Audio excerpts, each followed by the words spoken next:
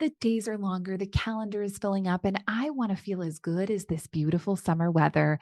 That's why I've been loving Groons. It's one daily pack of gummies that covers my greens, vitamins, and minerals, and even has 6 grams of prebiotic fiber. So I don't need to juggle a complicated wellness routine on top of everything else. They taste amazing. They're easy to toss in my bag on the go. Plus, they're vegan, gluten free, and HSA, FSA eligible for reimbursement. Save up to 52% off with promo code podcast at gruns.co. That's code podcast at gruns.co. Hi, everybody. This is Dawn Mitchell, and welcome to Dawn of Sports. We have another great show for you and a powerful female voice that I love to hear right now, especially with how well the Minnesota Lynx are playing. We have Annie Costabile from Front Office Sports.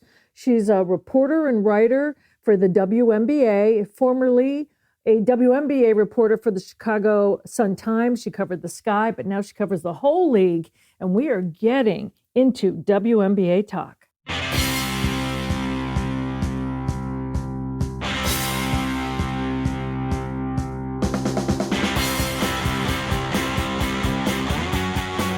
Yes, Annie was an excellent reporter. Glad to see her branching out and then moving on to bigger things. She has been working on a story on the Lynx you'll want to check out. This is Dawn of Sports. We're coming to the Aquarius Home Services Studio. We're presented to you by Lexus of Wayzata and Maplewood. Really looking forward to this conversation with Annie. We have Annie Costabile from Front Office Sports. She's the women's sports reporter and writer. She's formerly of the WNBA ilk, where she was with the Chicago Sun-Times. Annie, thanks for joining us. A lot going on the WNBA. It just kind of blew up the past couple of years, even more so. Of course, we're keeping all eyes on the Lynx. Thanks for joining us. I know you got a story brewing right now and your life is kind of busy, but it seems like it's like a fun busy for you right now. Yeah, it's definitely a fun busy. It's always been a fun busy. I think we can all attest to that in this industry. What's the saying? If you love your job, you don't work a day in your life. And that's definitely been my reality while I was at the Chicago Sun-Times, and now certainly while I'm with Front Office Sports. So it's a good busy. And I just saw that you're most recently back. You're at Wintrust Arena. I used to work in Chicago, so many people I was seeing on their feeds like, "Oh, she's back, she's here." I mean, you're so loved when you're covering the Sky, and just being in Chicago, and now kind of broadly with the WNBA. How has that transition been for you? That now you're responsible for almost every single story that goes on in the league. Yeah, it's definitely a new challenge. And I've got to say, like, while I was covering the Sky, it was just truly a joy to develop such a loyal readership. And it was something I had never experienced before. And I'm just always going to be so grateful for all the readers that I was able to connect with here in Chicago. And now on a national scale, the challenge is just, again, like staying on top of everything versus just focusing on your beat. And it's a new challenge for me, but it's one that I've thoroughly enjoyed so far. It's exciting to be able to kind of stay in the loop on all things rather than just the breaking news on a specific team. And so I'm definitely trying to bring my insider expertise to this role and breaking those national stories. Well, and I got to see you out at the Lynx recently. To me, it's one of the great stories in sports. And the challenge is, how do you tell it in a different way? Because they've been so good for so long now. Right. But it's remarkable what they're doing. I was at their game last night. Great crowd. Collier comes back. We're talking here on Monday morning. Collier was fantastic. I don't know. So we talk about the Lynx a lot. I would like your view of what you're seeing from the Lynx and, your reaction to it. And is it as unique a situation as I think it is? Yeah. You know what? Ever since I started covering the league, which was when I graduated college I was on a freelance situation back then. But again, like from the moment I started covering the league, you just knew the Lynx were good. And it hasn't been a blip. It's been this sustained success that is unmatched, right? I mean, you talk about the dynasty era, and now they're in this new iteration. And of course, they haven't won a title since that dynasty era, but they've only missed the playoffs once. And so I think the sustained success from the Lynx, but not just like on the court, off the court as well, just, as a franchise, as a business, I think that's what's extremely impressive. And again, it's not an opinion that it's unique. It's actual fact, because when you look at other teams, no other team has sustained success like the Lynx have. And so I definitely don't think you're alone in finding, what the Lynx have done extremely unique, because again, it's factually correct that it is.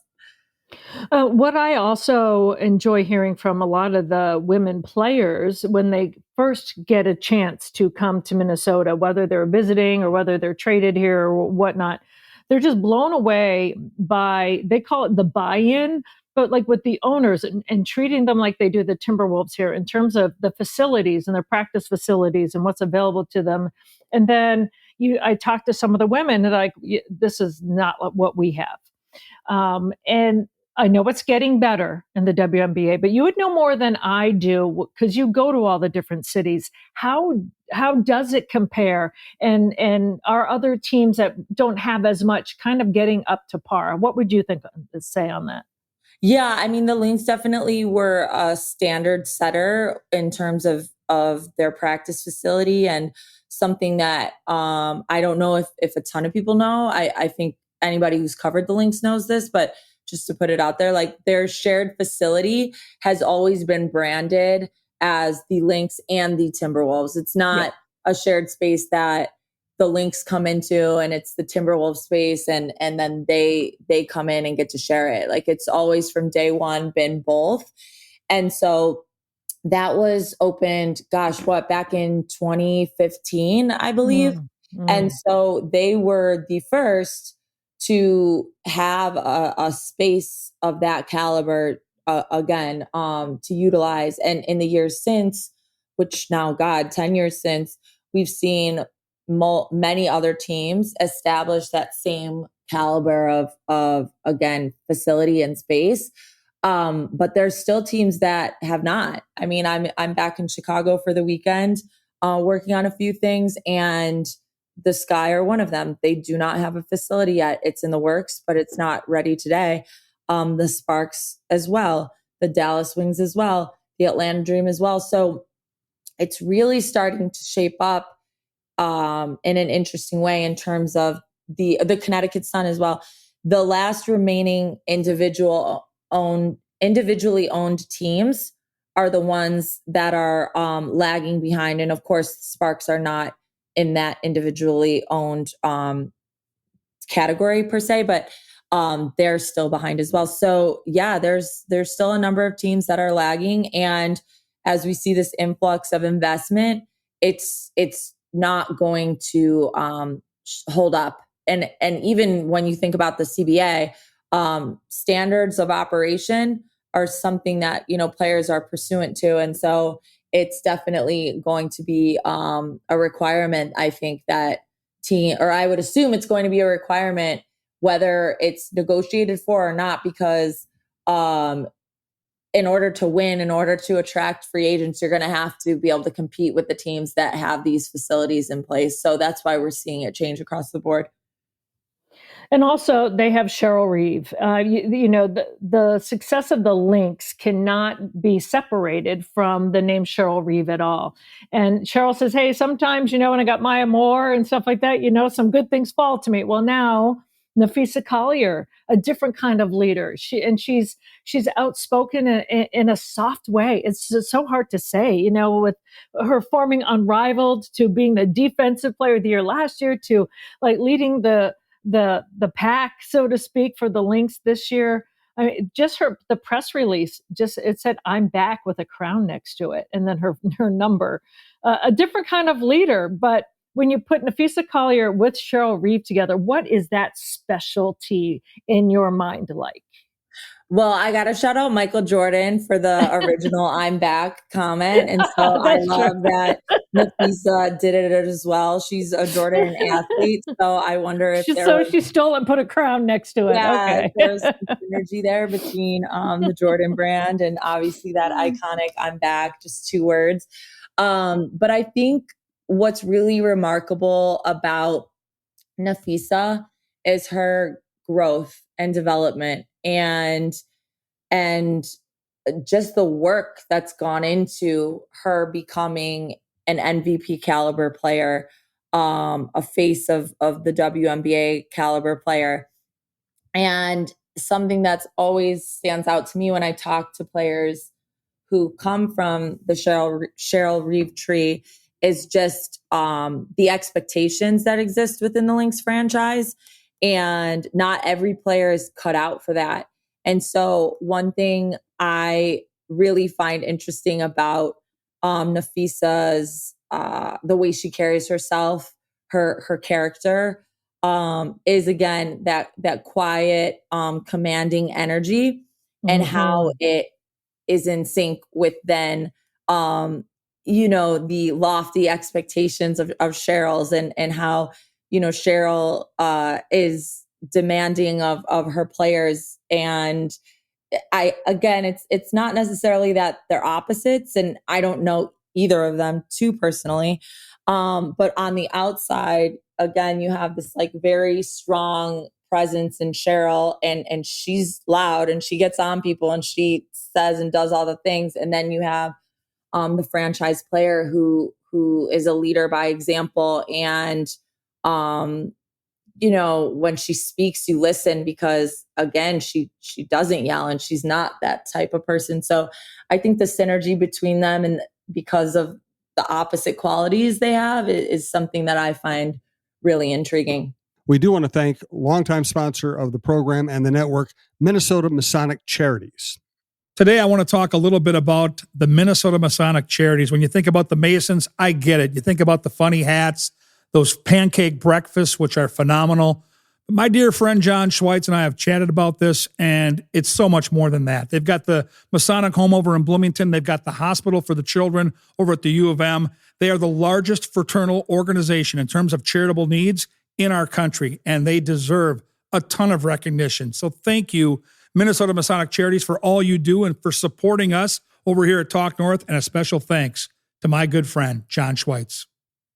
Thanks also to Lexus of Wayzata and Maplewood. All right, Don, take it away. Yeah, for sure. But Cheryl said she's even chilled out a little bit, that Courtney Williams just makes her laugh. And she said, I just let her be Court. I'm not offended by her. I just let her. So that shows after years and years of coaching that Cheryl can kind of, maybe chill out a little bit, not all the time, but I enjoy seeing that side of her. Yeah, I think that's the thing that again, Cheryl's players, I don't want to put words in their mouth, but again, from conversations I've had, is they appreciate and love about her. Like she definitely allows them to be themselves. But when it comes time to show up, if you are not showing up, she will, without question, demand that you do. It's all fun and games until it starts impacting the product, right? And so the thing about that people need to understand about Courtney Williams is like she looks like a good time and like she has a good time, and she does, but she's also about her business and about being excellent on the court. And if she wasn't, Cheryl would not be, again, opinion here, but Cheryl would not be like down having all this, the streams and if Courtney wasn't upholding her end and Natisha weren't upholding their end on the court as well. And that's again another I guess signal of what's unique about the Lynx and great about the Lynx is go out and have fun. We're going to, but we're also going to be about success here. And one is not distracting from the other. Exactly. And I think what really emblazoned in my mind that yes, the team likes to have fun. They like to joke around. They have the expectations of Cheryl, but when Kayla McBride came back, so she took some time off, and Kayla said, I am back because of basically my sisters, like they supported me. And there was no, like, she wasn't at practice. Hadn't played how many games, and she started, they were embracing her, and you could tell it wasn't fake. So in a tough competitive league like the WNBA, and we see it on other teams where that probably wouldn't fly. I find a uniqueness to this year's iteration of the Lynx in terms of off the court and their, and I don't want to say bonding because I'm not one of the teammates and I don't know the day to day, but just from what they share with us, there is this closeness that can really bring a team together, and we see it in success on the court and how they're already clinched their spot in the playoffs. 30-7. I mean, I think it's all coming together in a nice little package this year. Yeah, I mean, I think when you lose the way that they did last year, and then you combine it with like the history of the franchise, this isn't the first time that this franchise has lost in the finals on a questionable call, right? Right. And then you combine it again with the talent that's come back, and again, you mentioned Kayla McBride. It's coming together because of the talent that's on the court, but also because of the mentality off of it, and the connectedness off of it. And I think what kind of goes untold a lot, because it's not always the easiest thing to capture, is what has to happen within a locker room to win a title. And so there are for sure teams that maybe didn't have the most synergy who won titles, for sure. That happens in sports all the time. But there are certain moments when you see a team win a title that's very in sync and very connected. And that's what stands out to me about this Lynx team is the connectedness and the everybody understanding their role, and that leading to this like fluid, beautiful product on the court. You can find Annie's work at frontofficesports.com. A couple more minutes with Annie. We'll let her go. I know she's busy. So Cheryl Reeve has the dynasty with all the great players, 4 Hall of Famers, should be a 5th with Brunson. Brunson should be in as well. This team has 1 future Hall of Famer, and yet they're winning at basically the same rate. What does this do for Cheryl Reeve's, well, I hate the word legacy, but I can't think of another word, legacy? To potentially win another title, what would it do? I mean, I don't know that it needs to be solidified any further. 4 is already, tied for the most in the WNBA, so it's historic. But again, it would just cement it. I was like, what's a stronger word than solidify? Cement. Cement's good. Her as